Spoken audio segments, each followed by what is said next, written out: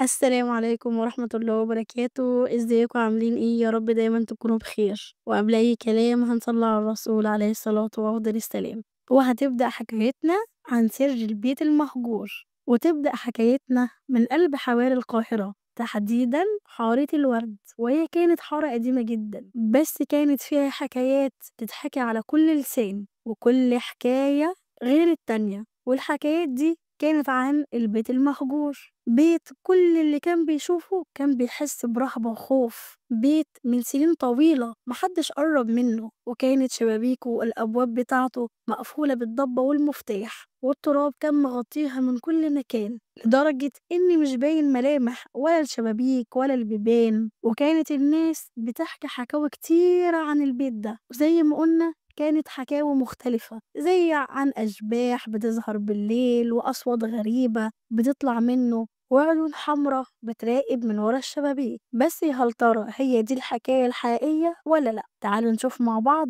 ايه سر حكاية البيت المهجور. وهنبدأ الحكاية عن 4 شباب صحاب كانوا عايشين في نفس الحارة، وهي حارة الورد، وكل واحد فيهم من الأصحاب دولت ليه مهارة وليه حكاية. وهنبدأ بأحمد، وأحمد ده كان قلبه ميت وكان دايما بيحب المغامرات وما كانش بيخاف من أي حاجة خالص، يعني قلبه جامد وقاعد، وكان دايما بيحب يكتشف كل حاجة وبالذات الحاجات المجهولة. أما محمود فكان مجنون بالكاميرا وبيحب التصوير جدا وكان فنان، يعني بيحب يصور وبيعرف يصور كل حاجة من زاوية مختلفة، وعينه كانت بتشوف التفاصيل اللي محدش ياخد باله منها أبدا، وبيحب يصور كل لحظة وكل مكان. أما سارة فكانت بتحب القراءة جدا وكانت بنت ذكية قوي وبتعرف تربط بين الأحداث، وكانت كمان بتحب تعرف تفك الشفرة بتاعت أي كلمات مجهولة. أما مريم فكانت بتحب الموسيقى وكانت رقيقة جدا، وهي تعتبر كانت أرق واحدة فيهم، بس كانت بتخاف، وعلشان كانت بتحب الموسيقى ومشاعرها حساسة فكانت أي حاجة تحس بيها أو بتخاف منها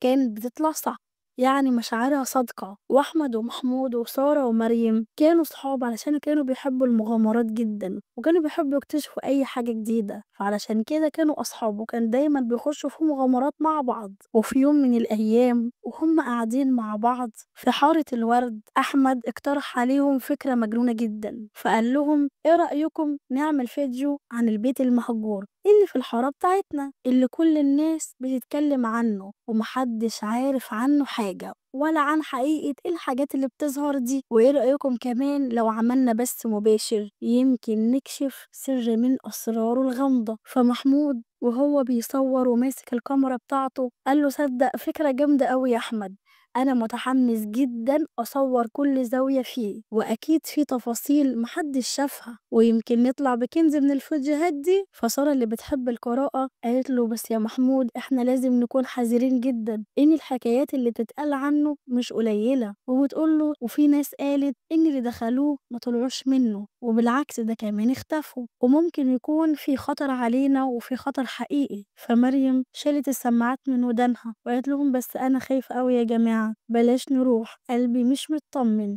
من ناحية البيت ده، حاسة إن في حاجة مش طبيعية، حاجة تخوف بجد. فأحمد حب يطمنها ولا ما تخافيش يا مريم احنا هنكون مع بعض وهنكون جاهزين لأي حاجة، دي مجرد حكايات يعني وإحنا اللي هنكتشف الحقيقة. وقال لها يا ستي لو في حاجة إحنا فريق مع بعض وواثقين في بعض، يعني إن شاء الله مش هيحصل حاجة. وبالفعل اتفقوا الشباب على يوم يبدأوا فيه المغامرة وجهزوا نفسهم وجهزوا كل حاجتهم اللي هيحتاجوها هناك زي كشافات قوية وكاميرا تصوير ليلية متطورة وباور بانك احتياطي علشان لو الكاميرا فصلت، وشنطة إسعافات أولية، وكمان أجهزة اتصال لاسلكية علشان لو اتفرقوا يقدروا يتصلوا ببعض. وفي ليلة والقمر طالع كامل ومنور السما كلها قرروا يروحوا البيت ده في نص الليل لما الحارة كلها تنام ومحدش يحس بيهم. وفعلا وصلوا الشباب للبيت المهجور بس كانت الدنيا ضلمة جدا، حتى نور القمر ما كانش باين وكان مختفي ورا السحاب، وكانت في أشجار كبيرة جدًا كانت حوالين البيت، وكانت فروعها متشابكة، وكانت نازلة على البيت،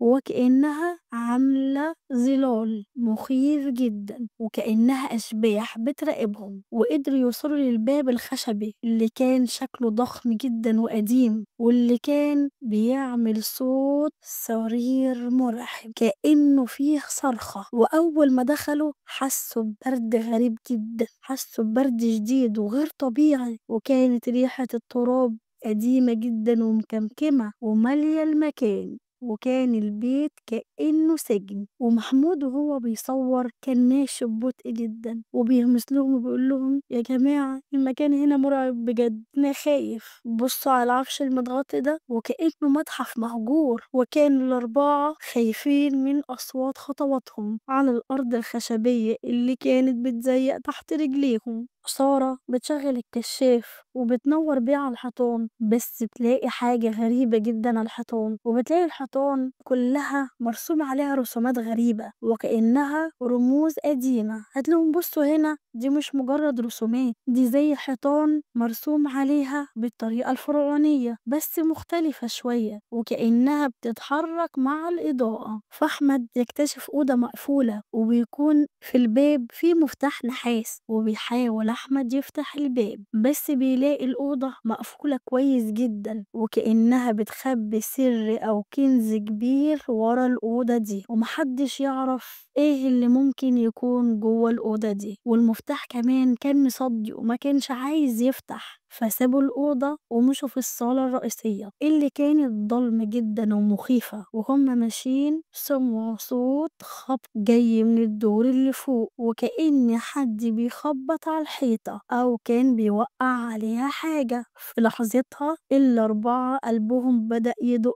قوي، ومريم مسكت في دراع سارة وقالت لها: أنا بجد خايفة جدا وجسمي بيترعش. فمريم قالت لها: والله وأنا كمان، أنا بجد خايفة، جسمي كله بيترعش أنا كمان. فمريم قالت لهم: أنا مش قلتلكم بجد أنا قلقانة، أنا قلبي مش مطمن وحاسة إن البيت ده ملعون وفي حاجة غريبة هنا. فأحمد بيحاول يقوي قلبه ويقول لهم: اهدوا يا جماعة، ده مجرد هوا يعني، أو أكيد قطة أو أي حيوان، بس خلينا نطلع نشوف فيه إيه ولازم نعرف مصدر الصوت ده جاي منين. فال4 طلعوا فعلا للدور التاني، وهم طالعين على السلم الخشبي اللي كان بيزيق تحت رجليهم، وكل خطوة بيخطوها كان قلبهم فعلا بيقف. ولما وصلوا للدور اللي فوق لقوا أوضة بابها موارب شوية، فدخلوا الأوضة دي وكانوا داخلين بحذر وهم قلقانين جدا، والكشافات بتاعتهم بتنور في كل مكان علشان يشوفوا ايه الأسرار اللي جوه الأوضة الغامضة دي. والأوضة كانت مليانة تراب كتير ما كانش باين منها أي ملامح، وكأن محدش دخلها بقالها سنين كتير. واللي كان غريب كمان في الأوضة إن الأوضة كانت كلها مليانة كتب قديمة جدا ومتقطعة وأوراق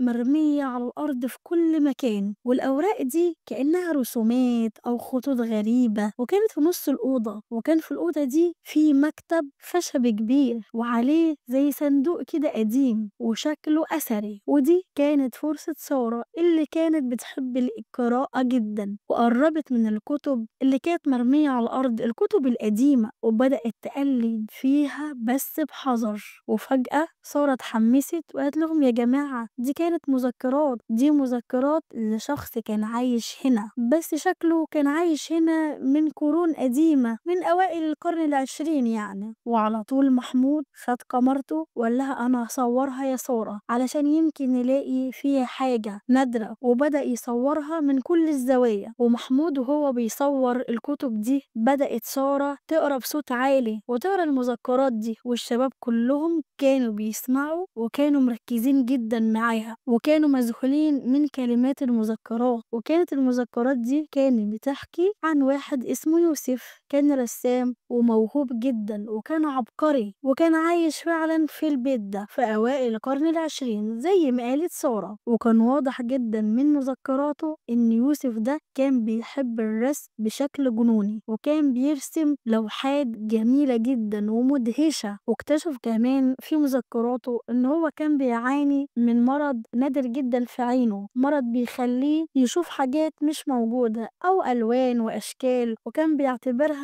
زي الناس، والمرض ده خلّاه يشعر بالوحدة الشديدة جدًا، والمذكرات كمان كشفت إن يوسف ما كانش بس بيعاني من الوحدة القاتلة، لأ، ده كان كمان إن الناس كلّها كانت بتبعد عنه، وما كانش حد فاهمه ولا كان حد بيصاحبه، وكانت الناس كلّها في الحارة كانوا بيخافوا منه ومن تصرفاته الغريبة، وكمان كانوا بيخافوا من مظهره اللي كان بيبان عليه التعب، وكانوا فاكرينه إن هو مجنون، لكن الحقيقة المؤلمة إن هو كان فنان، كان عبقري، وكان بيشوف العالم بطريقة مختلفة، طريقته هو، طريقة الرسم، وطلّع كل الكلام ده في لوحاته ورسمه ومذكراته اللي كتبها. فأحمد بيقول لأصحابه يعني كل الحكايات اللي كنا بنسمعها دي كانت مجرد سوء فهم وظلم للراجل اللي كان بيشوف الدنيا بمنظور تاني خالص، يا حرام. فمريم الرقيقة بتقول لهم يا حرام، كان وحيد، كان مظلوم، وكانت كل الناس بتبص له إن هو مجنون. فكملت سارة قراءة المذكرات واكتشفت إن يوسف كان مخبي كنز حقيقي في البيت ده، وهي الرسومات الفنية المذهلة اللي كانت بتحبس الأنفاس من كتر جمالها، واللي كان بيرسمها في أوقات صفائه وهدوءه، واللي كان بيعبر فيها عن رؤيته الفريدة للعالم والألوان اللي محدش بيشوفها تاني. وكانت الرسومات دي مستخبية جوه صندوق سري تحت المكتب، والصوت اللي كانوا بيسمعوه ده هو الصندوق اللي كان فيه اللوحات، وكان بيفتح وبيقفل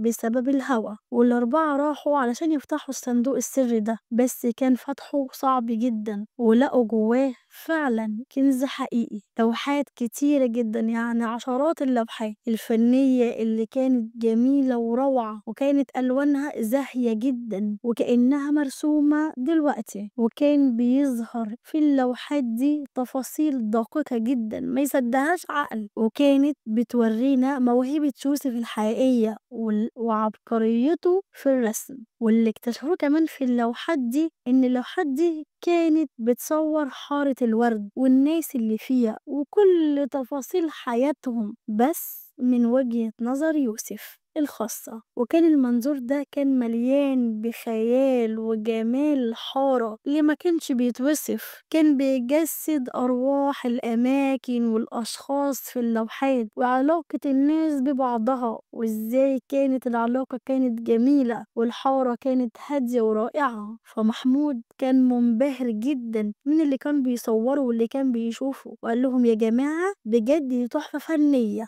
تحفة عالمية، الراجل ده كان عبقري بجد، احنا اكتشفنا فنان وكان مجهول وما كانش حد عارف قيمته، وكان بجد سابق عصره بمراحل كتير. فسارة قالت له صح يا محمود، احنا بجد اكتشفنا كنز حقيقي مش مجرد بيت مهجور، اكتشفنا ان جواه قصة انسان فعلا اتظلم واللي ظلمه الناس اللي حواليه. فاحمد قال لهم احنا لازم نوري اللوحات دي للعالم كله ونكشف حقيقة يوسف ونرجع له كرامته اللي اتهانت، ولازم يعرفوا مين يوسف ده، مين الفنان الجميل ده. فالأربع شباب قرروا إن هما مش هيسيبوا البيت مهجور كده وإن هو مجرد حكاية مرعبة، فبدأوا في تنظيف البيت، وبدأ محمود يصور اللوحات بدقة عالية جدا، وعملوا من الصور دي فيديو وثائقي مؤثر بيحكي فيه قصة يوسف الحقيقية بكل تفاصيلها، ومن خلال مذكراته اللي كتبها ولوحاته اللي رسمها. ونشر الفيديو ده على الإنترنت وعرضوا اللوحات دي في معرض فني كبير جدا، والشباب لقوا إن اللوحات دي حازت على إعجاب ناس كتيرة جدا على الإنترنت، فقرروا إن هم يقلبوا البيت المهجور ده لمعرض كبير في حارة الورد علشان يعملوه معرض للوحات الجميلة دي. وفعلا نفذوا فكرتهم وخلوا البيت عبارة عن معرض فن كبير يعرضوا فيه لوحات يوسف، وعملوا دعوات لفنانين ونقاد وصحفيين من كل مكان علشان يشوفوا جمال اللوحات، ومن اليوم ده اتغيّر مفهوم الناس عن البيت المهجور اللي كان بيخوّف لمكان بيحكي عن قصة فنان عظيم اتظلم، وعرفت الناس قصة يوسف اللي بقت حكاية على كل لسان، بس حكاية جميلة مش مرعبة، واتحولت قصة يوسف ده قصة أسطورية، والأربع شباب فرحوا جدًا إن هم فعلًا اكتشفوا كنز، والكنز هي حقيقة الإنسان. وهنا وصلنا لنهاية حكايتنا، بس لازم نتعلم من الحكاية دي إن مش كل اللي نشوفه نصدقه ولا كل اللي نسمعه نصدقه، لازم نتأكد ونتحقق من اللي بنشوفه واللي بنسمعه، واحنا أكيد حوالينا ناس كتيرة وحكايات كتيرة لازم نتأكد منها ونتحقق منها، علشان احنا في زماننا ده بقت فيه غيامة كتيرة جدا على حاجات كتيرة، فلازم نتأكد من اللي بنسمعه واللي بنشوفه. وبكده وصلنا لنهاية حلقتنا. لو عجبك الحكاية شاركنا في القناة ودوس لايك وفعل الجرس علشان يجيلك كل حكاياتنا، وإلى اللقاء.